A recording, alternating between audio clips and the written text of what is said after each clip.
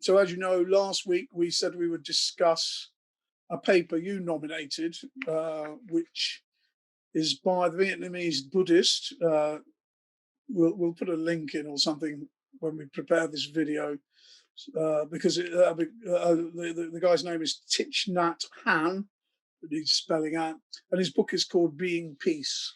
And you suggested that we discuss a particular essay in there, Feelings and Perceptions. I think that's a good idea. I wanted to say before we did that, though, that in terms of my grand plans at the moment, they're really about William Blake and the counterculture, as I've mentioned many times. And it's slowly becoming clearer to me what topics I need to clarify as part of that. Partly my engagement with John Higgs, his recent book on Higgs, clarified some of that. It became, again, it helped me understand where the issues were. I think those issues are in a number of places. One of them is about ecology, and I think we could discuss that to a considerable extent. I think there's a big issue with Blake's concept of nature. He's a romantic poet, but unusually he's an anti-naturalist. You know, he sees nature as a problem, actually, and that's very unusual for a romantic. And actually, Blake would be pretty worthless to the counterculture unless he had something very powerful to say about nature in the other direction. And I think he does, but I need to clarify that. But one of the other things that crops up time and time again in Blake's studies is the issue of Blake's relation to Eastern religions, quote unquote. Yeah. And people mean the Far East usually. They forget that he was a Christian, which is an Eastern religion of sorts. But they really mean, they don't even really mean Taoism that often. They usually mean Buddhism and Hinduism, essentially. And I find this interesting and quite frustrating, because I think there's a habit among Blake enthusiasts to be really undisciplined in how they think about this, and they see similarities and they turn them into identities and say, "Oh, Blake is really saying the same thing as," and it is either, you know, the Buddhists or the Hindus or Jung, or Plotinus and the Neoplatonists. There you go. That's the four biggies of sort of amateur Blake enthusiasm come down to those things. And I think, again, there are some real distinctions that need to be made there. So even where Blake did have some influence from those religions, which he certainly did in some regards, it's of a qualified sort. So I thought that discussing any kind of Buddhist paper at all was a really good idea as a kicking off point, to try and, you know, make some of those distinctions perhaps, or, you know, make some of the connections as well. Yeah. So yeah, over to you. I mean, how did we start with this paper? Yeah, maybe work our way through it in the order that it presents ideas, and then just but jump off from it, obviously, into Blake by all means, into where you think there's something and where you think other people might see that there's something, but in fact there isn't. That would be just as valuable. No, I'm very happy to frame it that way. Overall, I think he's very impressive. Thich Nhat Hanh, I can see why he has a lot of followers, and he's certainly part of the counterculture, because unlike a lot of strands of Buddhism, his is a very engaged one. He went to America. He was Vietnamese. He served in the Vietnamese war as did many Buddhists, as peace activists. So not taking sides, which is a very difficult thing. And a lot of them died, killed by both sides. But, you know, and so he's impressive. And he's impressive in his efforts to be compassionate, even to those who are murdering people he cares about. So at the highest kind of possible level. And you and I probably wouldn't hesitate to fight back against anyone threatening our children, say. It's pretty normal. And to be full of anger, he would really strive against that. And that's it's saintly if the world was populated by people like him, it'd be a great world. So whilst I might not think it's a realistic strategy for change, it's very admirable, and it did tap into the 60s counterculture. Although perhaps by the time he was engaged with it, more like the 70s counterculture, and the sort of Western enthusiasm for Buddhism, I think it ran through his variant of it. It's also Zen, which I like. So there's, the great thing about Zen Buddhism is the anecdotes. The storyteller in me likes the anecdotes. So there's some good anecdotes here. So anyway, that's sort of contextual. Let's go to his first argument. Are we wasting our lives? Well, you are.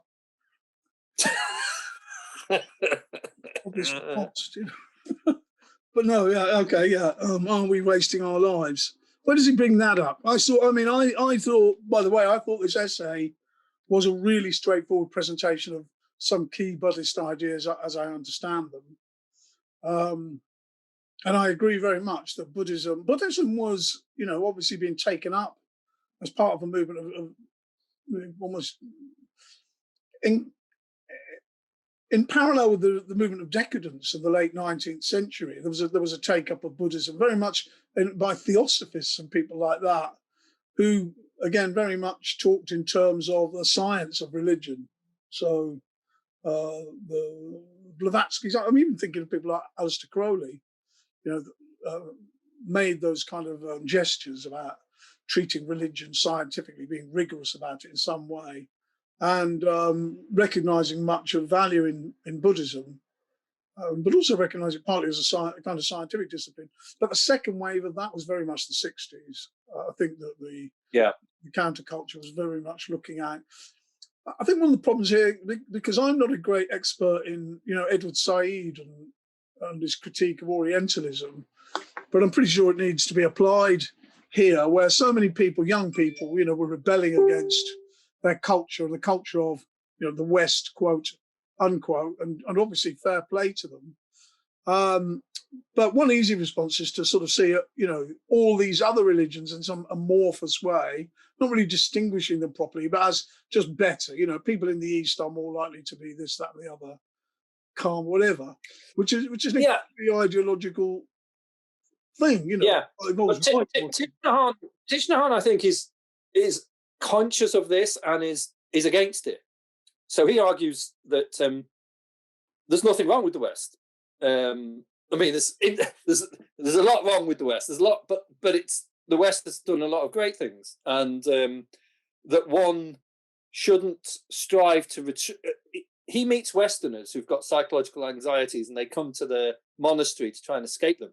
And he's saying, no, you have to learn to live in your world, but live mindfully. And he gives the anecdote of this person who comes to the retreat.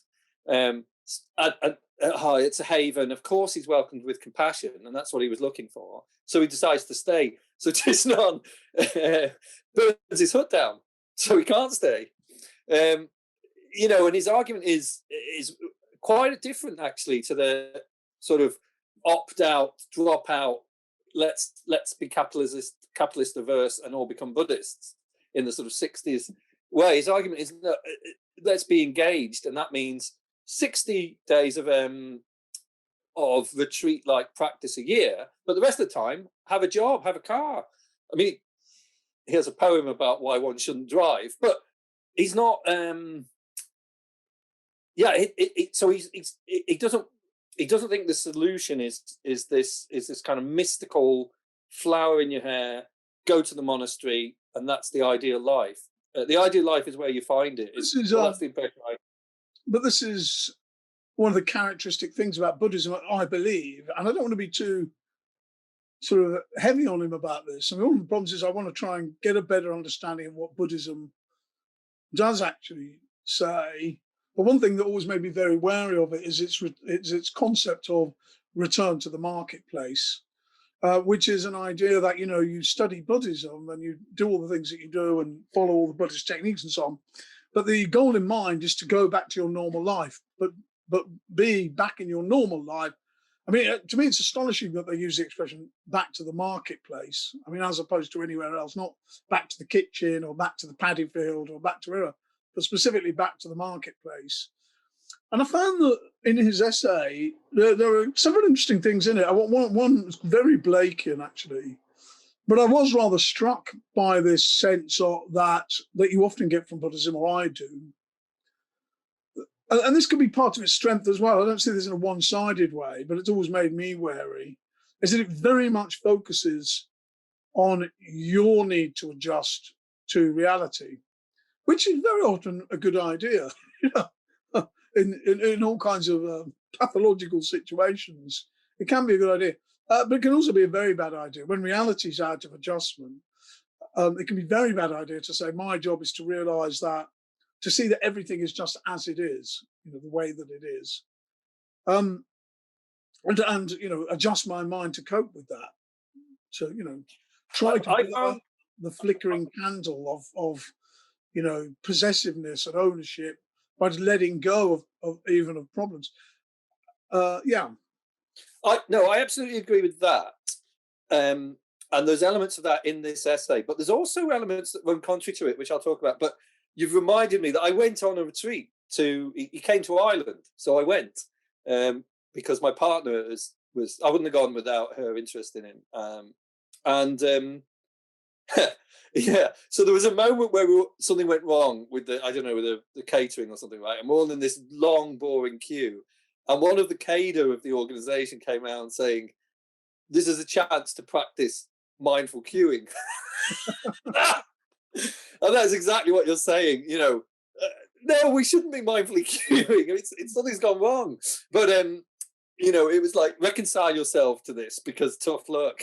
You reminded me of my favourite Buddhist joke, which is about the student who asked his master, "Would it be okay if I smoke while I meditate?" And this master is absolutely crazy. What the fuck are you thinking about? You know, you need to give yourself over wholly to what you're doing, you know, and so on and so forth. And of course you shouldn't do that. And the student says, "Well, how about if I meditate while I smoke?" He said, "Oh, that's fine." But having said that, there's a level in this writing that we're talking about that is deeper than what I think was the shallow remark of the conference organizer. It was a lot like sort of Marxism SWP organizer, you know, trying to explain that the capitalism's to blame for the high price of the sandwiches or whatever. No, but in this pamphlet, he makes the point that that you are connected to everybody.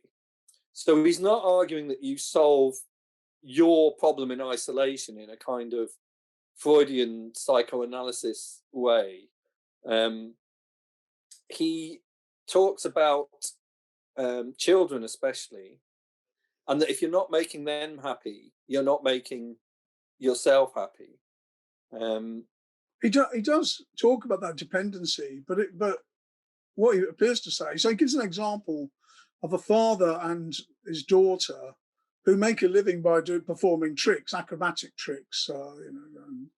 And anyway, the father becomes concerned about his daughter's welfare and safety because these are dangerous tricks. And he says to her, you know, we need to worry about each other and make sure that we're both okay in these tricks, because if we have an accident and you fall and break your arm, we can't raise any money and we'll both be starving. So he gives this example where the daughter replies, "Yes, but what you need to understand, I think what you should have said, Father, is that the best way we can help each other is by just worrying about ourselves. Like, I don't want to be worrying about you. You don't want me worrying about you when I'm doing this trick. You want me worrying about the trick. So if we all just stick to our own shit, basically, yeah, this is our best way of helping each other." And I think that is a problem in this philosophy. And I thought about it quite a bit. And it's kind of an interesting trading off. I remember the first philosophy lectures I ever went to, you were there, it was when we had that anarchist lecturer, Tom Simon, at York University. And Tom said a thing about, you know, when people offer you a metaphor, it's not a metaphor, it's an argument. Reject the metaphor. So he gave the example of, you know, when people say, we're all in a boat together and the boat is overloaded with people and we're all going to drown if the boat sinks, what should we do? The metaphor's been set up so that you say, let's throw some people over the side, you know. But we don't live in a effing boat. So it's a con trick. And I sort of thought, was this argument that kind of thing? But by making such a radical separation of concerns, I think it is true, whilst performing a trick like that, that it is best if the girl is focusing on doing the trick, on her balance and things like that, and not on her father's welfare. I do think you want to be focused single-mindedly on it. But this very much reminded me of the John Higgs book, where he makes a great thing about the ideal state of mind, he argues, is a selfless state in which we're completely focused, we're in the zone, as he puts it. And he gives examples from sport, which we would all know, where sportsmen talk about being in the zone. The ego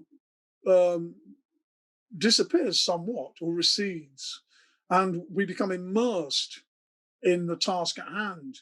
But one thing about that, and you know, if you present that in a kind of 60s countercultural context, everyone's nodding their head and going, yeah, that's great, egolessness, etc., etc. But one thing I would say about that is that where I've heard that argument the most is in corporations, in business. It's very common in programming, where programmers talk about being in the zone and getting into the zone. And you'll see adverts today all over Facebook that offer people, you know, improve your productivity. And a lot of the people do that by getting in the zone.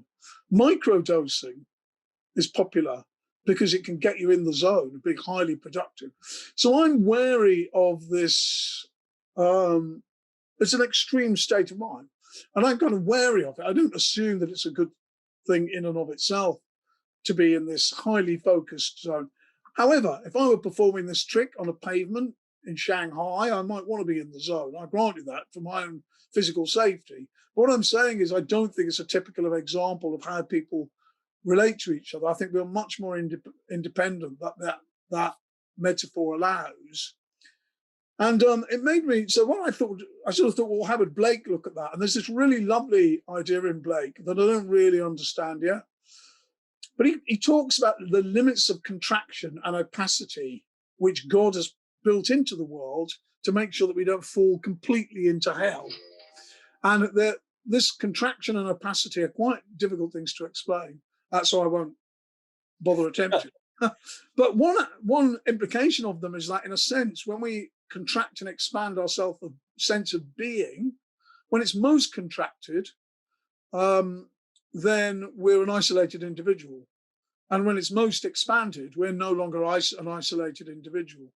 And in fact, please, critics, don't quote me on this if I'm wrong. But I believe he says that, you know, the limit of contraction is Adam, i.e. the creation of man as the individual. And so to me, the relationship between individuals and collective isn't the one where, you know, which is frankly a sort of, you know, libertarian notion. We all look after ourselves. It's for the greater good. Yeah, yeah. You know, instead of saying that, say, well, something else, which is more commensurate with that Blakean notion that we're not actually that isolated. But again, this what I'm about to say, and it sounds quite Buddhist. It depends how you look at it. The contraction or expansion business is a matter of how you are seeing the world.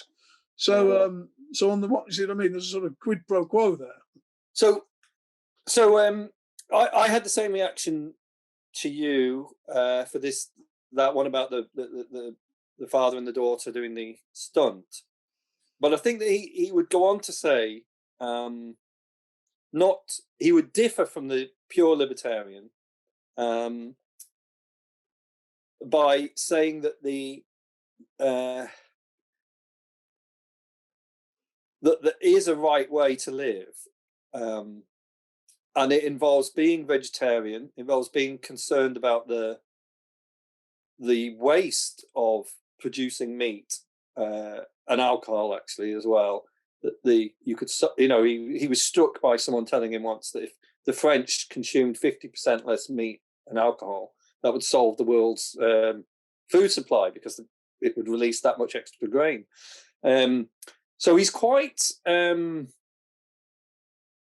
it's what you're saying, it's kind of simultaneously libertarian, but it's also, we're interdependent, but we're interdependent in a way that means one should live properly to improve the situation.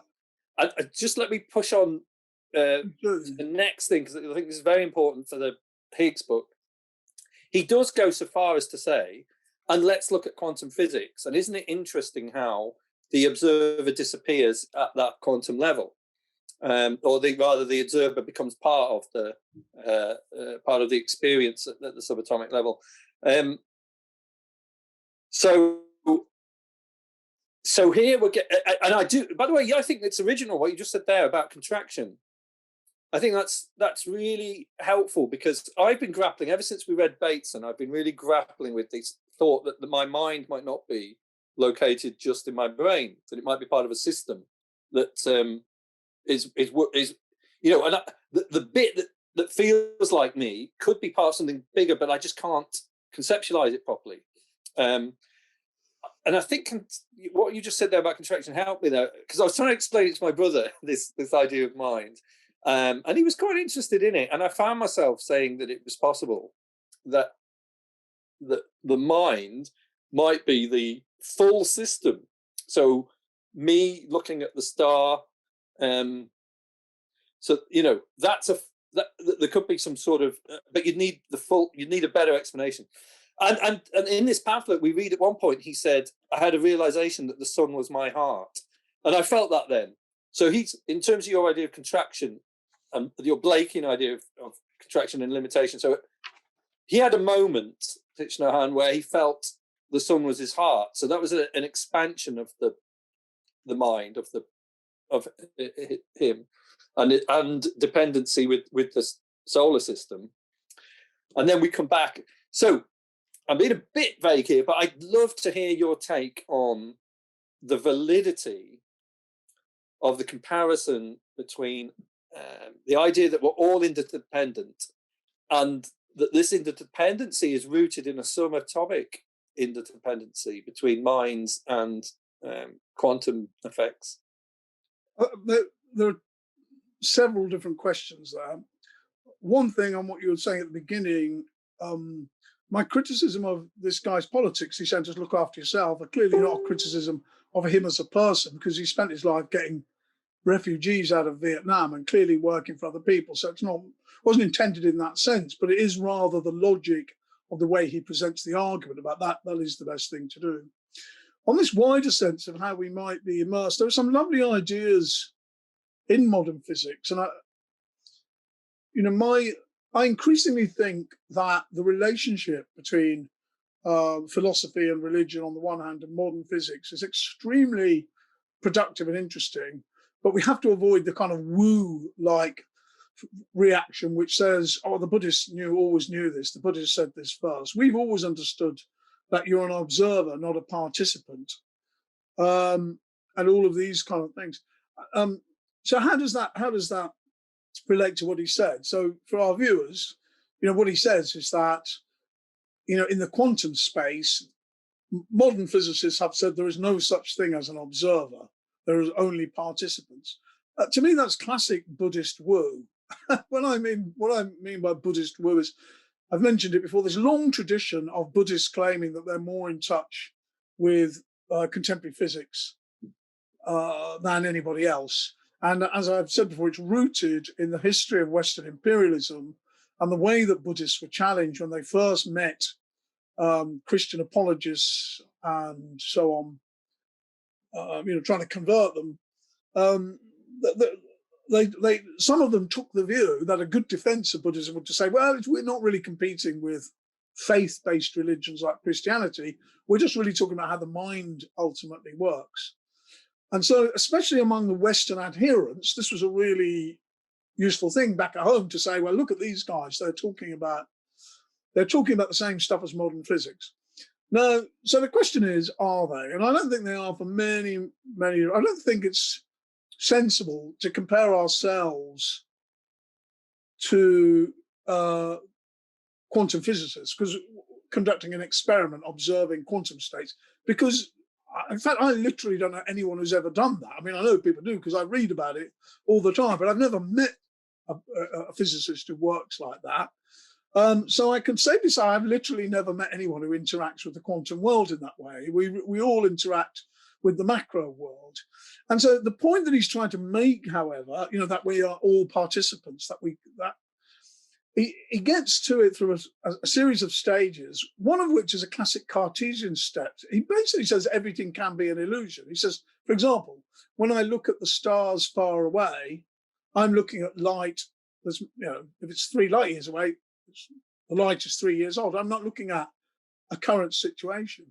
You don't have to be a genius to extend that to anything. If I'm looking at light 3 feet away, I'm still looking at it, 3 feet divided by the speed of light seconds ago. I'm not. So in other words, I'm never looking at the actuality.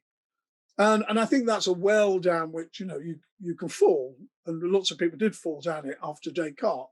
And, Humean skepticism, all of that kind of thing. He sort of takes us down through that door and says, this is a real problem. Well, regarding that, I have to say a number of things. This, the model that we're talking about here is also something I've never experienced. I've never experienced sense data arriving in my mind and then my interpreting it as, well, what is this star really, based on this, 3-year-old sense data. That's not literally something that ever actually happens. And I'm very taken with the Bateson idea that talking about data and talking about the perception of the star, qualia, is just 2 different ways of talking about the same thing. They're not at either end of a physical process. There's a lot of physical things that happen. Light travels, for 3 years and so on and so forth. And then something happens as an internal state as a result. I think it's much more useful to look at that process, think about, as something that's happening in 2 different registers at the same time. I'm also, when I think about light traveling from a star, I like to think about it this way. The light is traveling, guess what, at the speed of light. So for the light itself that's traveled from that star, no time has passed at all. So the light I'm in contact with, that no time has passed at all. I think that's kind of an interesting, it gives you a slight, I don't know whether it has any physical significance, but it always makes me think I'm in much more direct contact with this star than they're letting on.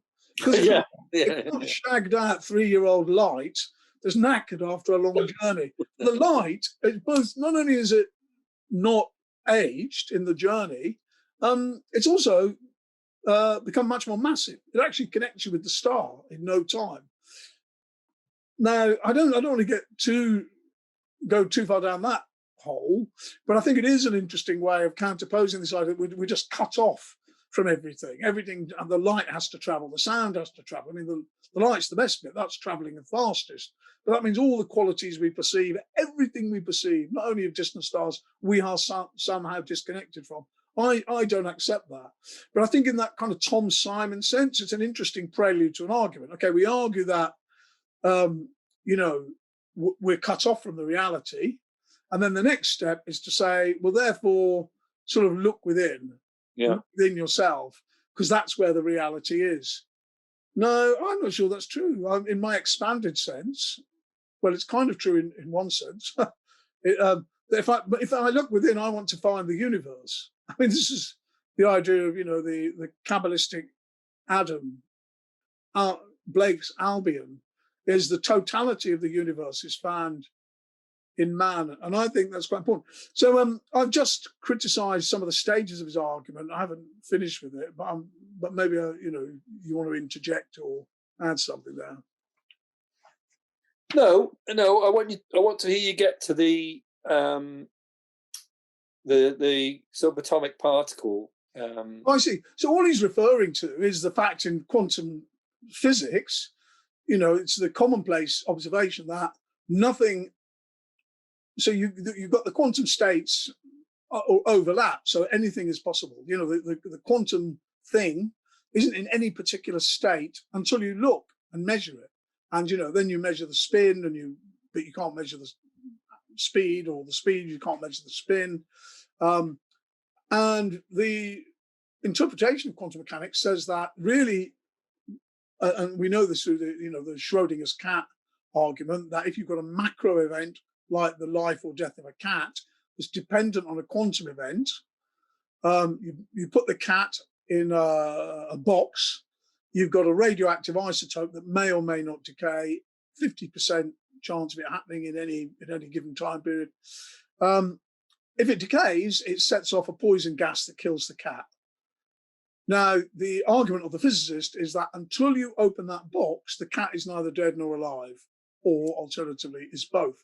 In that sense, you can't simply go in and observe what happens by doing something, by looking, by observing, if you like. You change the situation, you make the quantum wave function collapse. So this is just a classic example of Buddhism claiming to be, saying something that in touch with modern physics. It's actually no different to what Marxists say. What do Marxists say, Conor? The level of Feuerbach. The point is to change it. It's all about a dialectical interaction with reality. There's no mere pure observer. That's just inherently not morally wrong. It's wrong. You cannot see the world by merely observing it. You have to interact with it. So there you go. Marxism predates quantum mechanics. It's amazing, isn't it? Just to talk about Schrodinger's cat for a second. I've never really bought that argument. At best, it's a metaphor for me for why the quantum world is weird, because it's weird to imagine a cat in a neither live nor dead state. So it's kind of it's useful perhaps in suggesting that the quantum world is much more alien than we are used to thinking. But I actually don't think the cat is in a quantum state because it's a macro level. You disagree with physics. That is the current state of physics, is that it is neither dead nor alive. There are people who disagree about this, and obviously it's a sort of it's just a thought experiment. Yeah. But the big debate was, would the cat actually be dead or alive? And the actual answer is neither or both, depending on how you look at it. But it is not in a definite state until an observer looks. That's not to give you a hint of the weirdness. That is the actual, you are looking into the face of the weirdness right there, because that is, and you're entitled, this is a very interesting area to be in anyway, because you're entitled to disagree with the whole of modern physics. I've often found myself in that. When I read modern physics, I don't know which. Is it not the case that as you clump together quantum effects, you go through a phase transition and they cease to be quantum effects and they become almost Newtonian? So close to Newtonian, you wouldn't. This is why it's bullshit to say that we are in the same situation as the observer in quantum mechanics, because we can't be observers. We can actually, because we're not in a quantum mechanical world. That's why it's just not a good analogy. And perhaps the point he's trying to make could be better put. I don't know, but I'm always wary of this because I've mentioned the book to you before, Buddhism and Science: A Guide for the Perplexed, by Donald Lopez, which is a great book on the history of how Buddhism has presented itself as a science. Actually, the first page of this essay begins with a reference to the Abhidharma, which is my favorite example of this, because the Abhidharma is a really ancient, I think it's Sri Lankan. Again, someone who knows about these things, correct me, maybe it's Ceylonese. But it's a text about psychology. And I became fascinated with it. I've got a notebook based on it. I took millions of notes about it. And they're obsessed with tables. They see every possible state of mind and they try and achieve descriptions of atoms of mentality, literally a thing that could not be subdivided any further.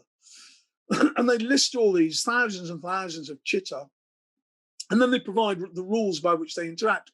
And you would say, clearly they've been inspired there by Newtonian mechanics and by mechanics in general, but they haven't, because I think it's older than that. Actually, they actually did get there first, and in that sense, they could be said to have preceded modern science, but it would be Newtonian science. And in fact, at the time, I mean, in the 19th century, this was a claim that Buddhists made: is we're tip top, up to date with science because we're rigidly deterministic, because the Abhidharma is rigidly deterministic. I think he mentions the Abhidharma and then moves on quite quickly to say he doesn't agree with it in the first pages, which is good. It's a brilliant book. I really recommend everyone to read it, because it's quite extraordinary to think, what the fuck are these guys thinking about? It's such an enormous effort to split every aspect of mind down into atoms of mind purely by observation and things. It's Hermann Hesse's The Glass Bead Game. I mean, brilliantly intellectually fascinating, but rigidly deterministic. Where does that leave us with this guy? I mean, I think I think it says that I agree with you that this is where this is an area in which he came across a bit shallow, to my mind, and perhaps a bit caught up in this. Buddhism and quantum physics have a lot in common. This is great. Again, I'm really inclined to try and be fair about this. I find it so annoying when I hear hipsters talk about, oh yeah, really Blake was a Buddhist, or Buddhists are really the same. The void is the same as the quantum world. It's just such lazy bullshit, really. And the targets of it deserve better. They deserve careful consideration. But one thing I do accept is that it's really plausible to speculate about physics from a philosophical and religious. Yeah. I think it's quite, not because they're the same, but because, one of the books that had the most influence on me ever, and this is going to sound terrible from a kind of Hegelian or serious systematic point of view, but it's a book by the biologist C.H. Waddington, called Tools for Thought. And he says, and he just chapter by chapter, he gives you a tool for thought. But one of the tools is the game of life. Another tool is a mathematical model of schismogenesis. How does schism emerge? And he just goes through and he says, this is how to think like a scientist, have lots of concepts and then find which fits the situation you're in. And I think a lot of the concepts from the more abstruse, deep concepts are in Buddhism, Hinduism, and so on, and in Blake, and actually in Christian theology. A lot of the deepest thoughts there may well encourage us to give us practical insights into a reality. And he says that he explicitly says this. Thich Nhat Hanh says this. He says that thinking in this way, in losing your sense of self, in trying to follow Buddhism, might help you as a scientist. And that's reasonable. I think it might. I think we touched on this, and I asked you at the end of one of our discussions, which we didn't explore further, but I said, well, for me, the test would be Einstein. If Einstein was outside of the parameters of Western thought, then that's a really good case study of the value of having maybe what you might say a dialectical approach or a systems approach. And while you think about that a bit more, also Thich Nhat Hanh does say something relevant about knowledge here, where he says that knowledge is a barrier to understanding, which is great. I love these kind of contradictions in what you might expect. When I hear a hippie say that, I want to punch them. I mean, I don't want to join in with all the sort of punk antagonisms to hippies, because he uses the image of a block of ice where understanding is the flow, and the knowledge is the block of ice, and he gives the parable, you might say, of the father who is convinced that after a raid on the village, his great example. Yeah. Please tell the story. Yeah. So he thinks his son is dead, and he gathers up the ashes of the burnt child, and he carries them over his heart, and he mourns for him until years later there's a knock on the door, and a youth says, "Father, it's me. I've come home. Unlock the door." And the father says, "Don't torture me with thoughts of my son. Go away, go away, go away." And never sees this person again, sends him away, and the person never comes back. And of course, it turns out that the person was his son, had survived the raid on the village, but had been captured by the bandits and brought up by them, only to eventually find his way home. Yeah, I like this story because it connected with something in Blake that is crucial, absolutely crucial to Blake.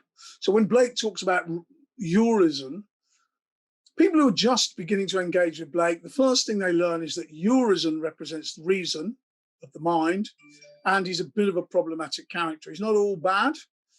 There are many advantages to him, but he's fundamentally a problem. And it's Urizen's crimes that create the fall, and the fall into, the fallen world, I guess. So I thought that the way he talked about that was really on point for me.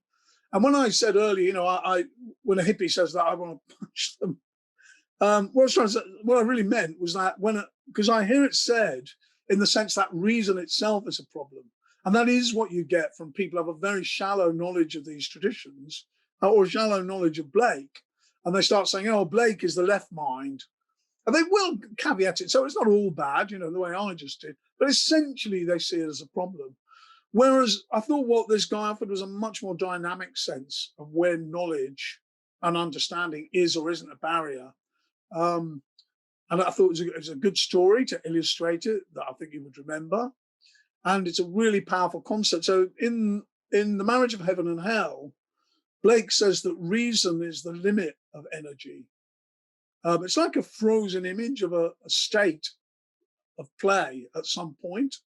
But again, if you cling on to that, that can be a problem. I don't think you have to say that you don't cling on to it because it may be illusory. I mean, the fact is he was wrong about his son being dead, So the analogy doesn't quite work for me at one level, because sometimes true knowledge becomes a barrier because it's good. Not enough. Yeah. Good. Is that not the case with science? We move beyond Newton, not by rejecting him, saying, do you know what, that was all bullshit, by moving to a deeper understanding. Special case. And so my thought about that was that the only thing I didn't like about the analogy was that it presented the knowledge that was the barrier as inherently false.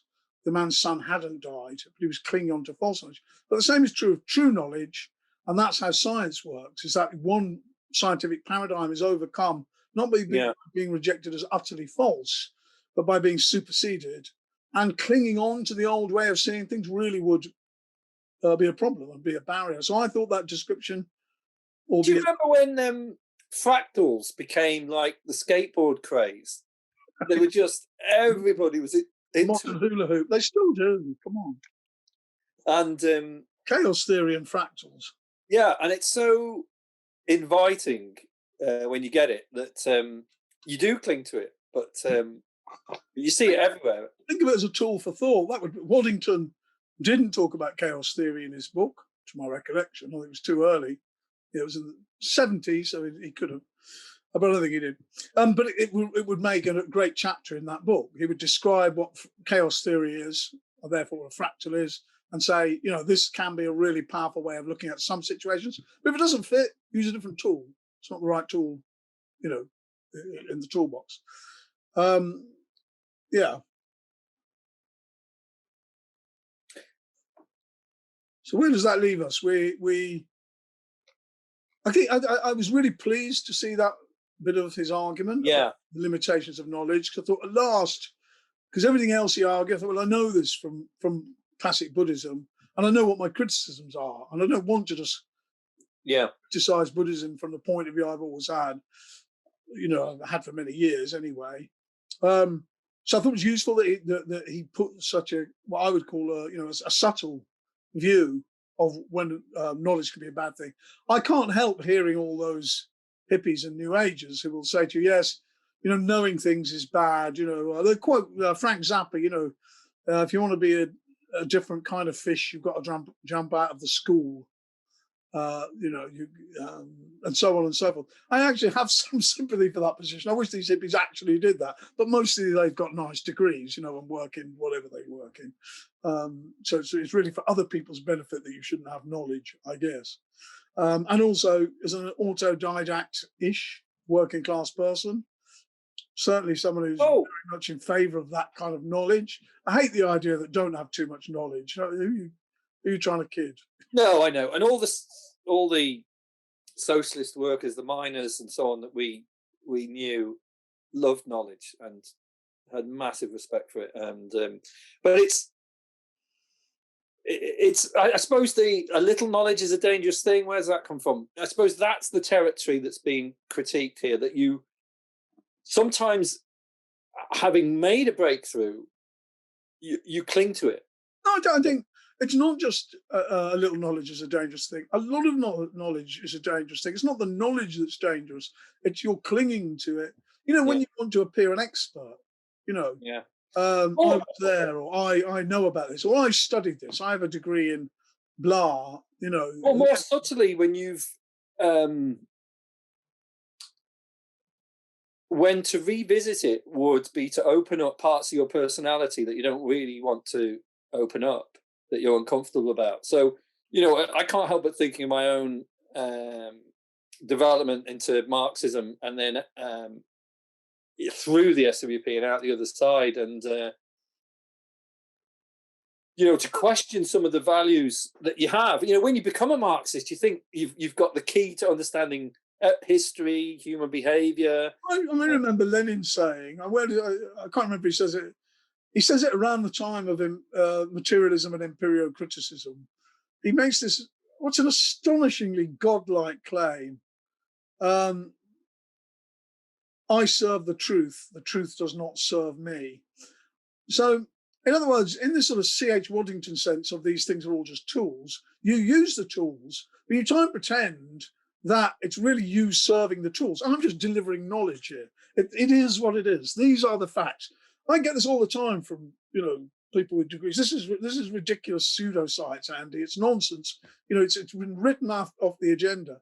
And people pretend that, they are simply serving truth here. But what they're really doing is they're getting the truth to serve them. They build careers, they have alliances, they build their self-image out of the knowledge that they have. We all do. I say they. My experience of my own life is constantly changing my mind. I'm astonished by my friends from 20 years ago who still basically believe what they believed 20 years ago. I don't even really understand how that's possible. I think that real knowledge is a self-over. Well now, right, okay. I'm not. I do agree with you, but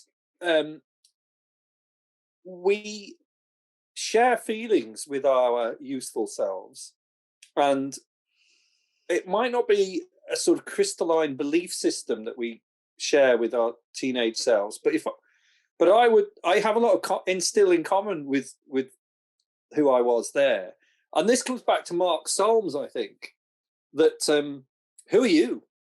Who am I? And if we are the cortex, then we're not the same person by a long way. That's true, what you just said. But if we're the emotions, we're not the same person. We grow everywhere, and we change across the full range. And the problem is to know yourself. You can't escape this problem with a formula, or I guess. Well, in Buddhism, you escape the problem by having a master who tells you what to do, who actually knows you better than you do yourself. That's how they square the circle. That's why they're so obsessed with lineages. Yeah. That has to come from outside you because you're incapable. Because I belong to a Protestant tradition, I radically disagree with that. I think you can raise this up from inside yourself, but to do so involves a kind of merciless criticism. I was talking to a young guy this week who used to work for me as a computer programmer, and he's a genius level sort of guy.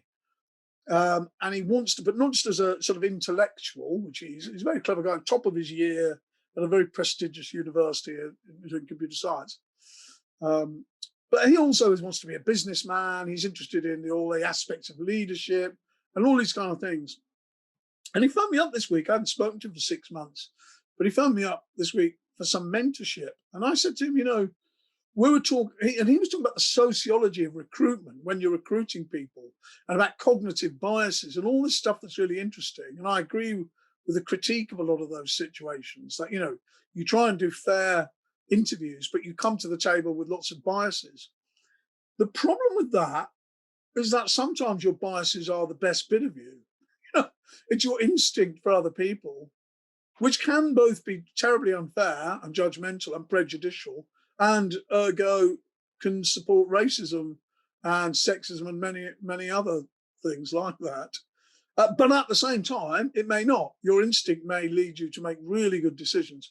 And my point in saying that is that nobody can tell you what is right in any given situation. And so I'm talking about here just recruitment in a corporation. This is true of life in general. You can't distrust, you can't just abandon all the knowledge you've had, but you can't assume it's all true. You can't abandon all the emotional responses you've got to the situation, but you can't assume they're correct. Go figure is the You know the story about Coleridge writing Kubla Khan, and the postman comes and he never gets to man finish it. from Porlock. Yeah. Yes. So I had a moment like that the other day. So I was talking about Mark Solms, and it struck me. I was to my brother Gavin, who's a playwright, and I was on the cusp of saying something that I felt was really, really good about about hidden drives, and how in art, and especially in theatre, it's really important to show the audience this lack of self-knowledge in a tragedy, because the person may have brilliant ideas, maybe Othello or whatever, but we, the audience, can see that he is not self-aware, right? And this, it's for theatre, but it's also true for what we're talking about here, for art ourselves, for everyone listening. It's you could have you could say merciless self-criticism, but even that can be a trap, and you could be an old lech, and some third person just looking at you could just instantly, and it sort of fits with your intuition about recruitment, instantly grasp that dynamic and go, whoa. That's why I say go figure, because Anyway, sorry, why I thought of Coleridge was, so just as I was about to expand on this insight that I thought was really helpful, England scored a dodgy penalty, and the moment was lost. By the way, I'm glad you mentioned Mark Solms, who, for those who don't know, is the author of a book called The Hidden Spring. And he's the man who's talking about, as a neuroscientist, who's also a trained Freudian analyst. And he's very interested in subjectivity in the mind, which is something that neuroscientists have not been interested in for a long, long time, well, as long as there's been neuroscience, really. It's a recent thing. But I'm glad you mentioned him, because reading this text brought him to mind at one point. Yeah. Because one of the things that our author does is insist that emotions and truth that emotions are always a barrier to truth. And you have to get rid of the emotions, get rid of anger. And he says over and over again, you have to get rid of these emotions. Whoa. Well, no, okay, to be fair, he doesn't say get rid of them, anger, because that would be to turn them into your enemy. So he does this whole Buddhist thing about you're not really against them, but you're trying to, you work through them. But in any case, you're trying to quell them, even if it's not by treating half of yourself as an adversary. So, he talks about how you do it. That's not the way to succeed. But nevertheless, he wants you to succeed at quelling anger and all these things. And I thought this was the Enlightenment in Buddhism. It's a classic Enlightenment thing. Let's have completely objective knowledge that is just purely rational and untainted by emotions, etc., etc. And I thought it was a very, very modern note in there, very modern in the sense of very Western kind of thought there, the way he presented that.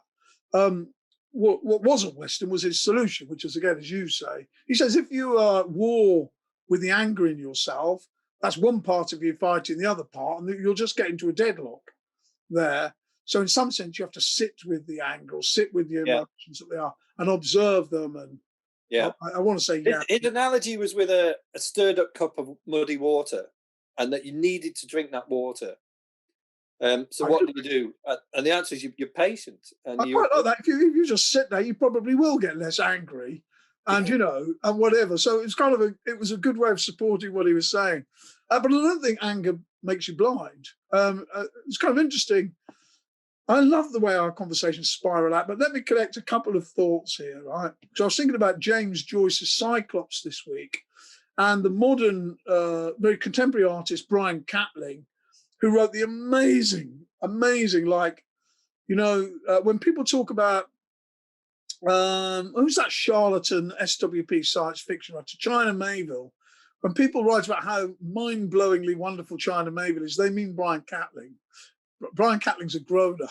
He's the real thing in this place. So he wrote the amazing trilogy, The Vor, which is about a forest. It's basically a bit like Conrad, but it's full of these amazing creatures and robots made of bakelite. And he's also got a Cyclops in it. And he also himself in his performances, in his video performances and his sculpture, often refers to Cyclops.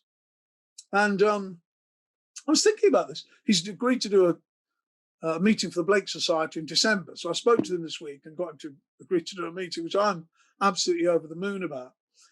But when I was thinking about the attraction of his art, one of the things that occurred to me was that, for example, in Joyce, his Cyclops, the idea of the Cyclops having one eye is to say that he's really, really limited. He hasn't got as many eyes as he should have. And hence, like, as he's a nationalist, so he's limited in his way of looking at the world. It's not broad enough. I don't get that sense from Brian Catling that that's what his Cyclops are doing. His Cyclops are just different to us. It's not that they've got less eyes. The key thing about the Cyclops for Brian Catling, it seems to me, is that they have a different number of eyes to us.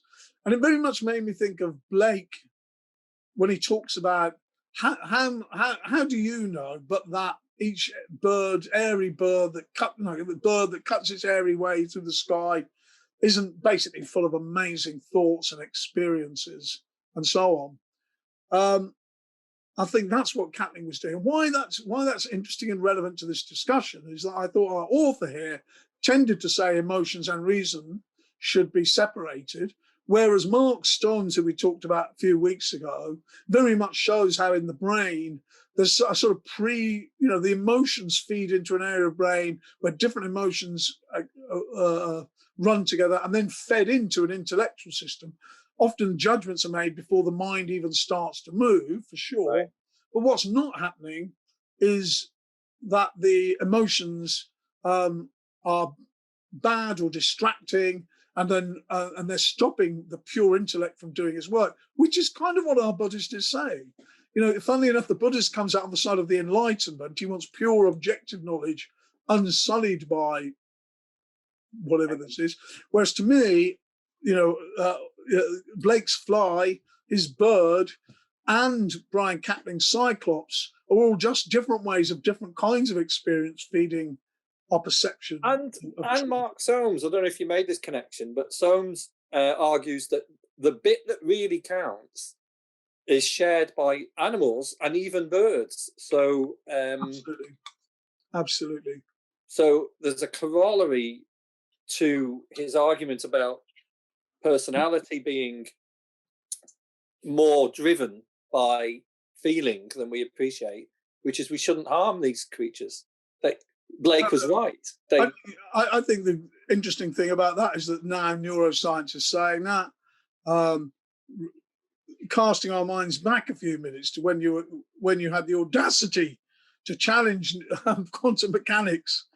In the same way, I'm just not for many years been happy in any way with what science says about animals. We all know that the extreme point of this is the Cartesian one, where animals are simply automatons.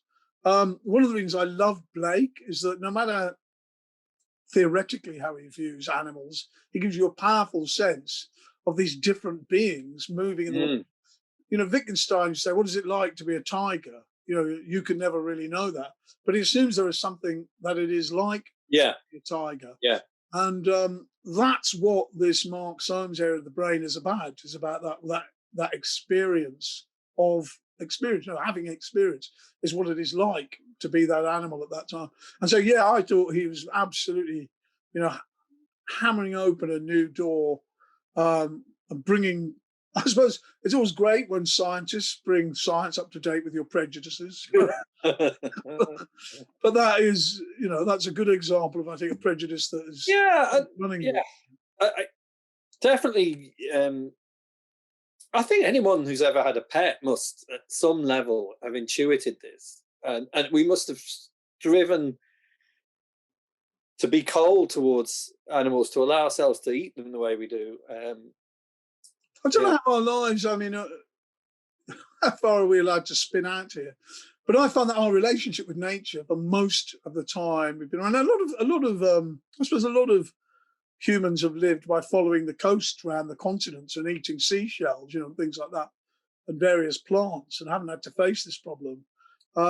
It's always struck me that the idea of sacrifice in ancient religions must be connected with the sense of, here I am. I'm part of this world where we kill animals, and I recognise that in some kind of negative. Yeah. It's always astonished me that Descartes and the rest of them had this sheer balls to claim that animals don't experience things. When I've looked at animals, Wittgenstein once said, it's impossible to put a beetle in your hand on its back and watch it struggling to get up and not feel. Did he really? Yeah. Good old Wittgenstein. I didn't know that. That's a good one. And I think he's absolutely right. It is impossible. Yeah. So what the hell was good, Descartes was going on about? It's astonishing. It's this is where the animal rights people get my vote almost. It's proto-fascism. Why the hell are we talking about animals this way? Even if we have to kill them, which we don't in most cases, but let's say even if we did have to pretend that we're not committing that sin is quite an astonishingly hubristic thing to do, You've reminded me in a bad way, but it connects to what we were saying about not being our former selves. I remember being on a bus to Skegness, which was the SWP's kind of sort of social weekend, and there was a vegetarian on the bus and a good guy, and I was really contriving scenarios to get him to admit it was okay to kill animals. So I was having poor children needing the transplant of a pig's liver or whatever it was, and You see, we laughed about these things at the time somewhat, but I remember a Central Committee member of the SWP getting up in front of the biggest crowds the SWP ever had, with the biggest meetings they had at their Marxism events. So these would be hundreds, if not thousands, of people in the main hall. And I can remember a Central Committee member getting up, and he was a joker, but his joke had a point. He said, are there any vegans in the hall? So some people put their hands up. And he said, well, get back to your own fucking planet. And when I think about that, whoa. Yeah. When I think about that in context, that is where Trotskyism and Marxism, this science of the future, was at in the hands. Well, now hang on, because Rosa Luxemburg, I think, would have a different interpretation of. I know, but Andy Struthers disagreed with her. So, So yeah, I mean, and if you're allowed to pick any Marxist you want to formulate your views, and so you're going to have a lot of choice because there are a lot of Marxists. But the group we belong to, their Central Committee members, could get up and say things like that. In fact, I remember another Central Committee member trying to take the reasonable view. He explained, look, he said, all these people are worried about the fate of cod in the North Sea. They're really worried about it because it's emblematic of the destruction that mankind as a whole is doing to our entire planet, and therefore to us. They're worried about the threat to us. Oh, well, okay, it makes sense. Once it's been explained as a sort of, there's nothing wrong with wiping out species, except for what it indicates that, maybe they'll come for me next. That was one part of the committee, Central Committee's way of correcting the earlier error. But they're both wrong. They're both completely wrong views, of what is happening in nature, and I think what we ought to think about it. Anyway, I think we're done. We're done with our author. I think what we should set as a target is maybe press ourselves a bit harder to get a bit deeper into some of these. Maybe something now, because this was a very broad presentation of. I can't remember. I think the material let us down slightly. It was a little bit shallow overall. I agree. We need something that's a bit harder to comprehend, so that we're kind of working it out ourselves. Well, what do we want to do here? So my angle on it is that I want a better engagement with Buddhism, because I have read a lot of Buddhist texts. A lot of them. And I've read a lot of Hindu texts, and I sort of came out the other side of it. But now I need to go back and try and get this balance between Blakeanism, modern physics, all these parts. So I want to see more value in it.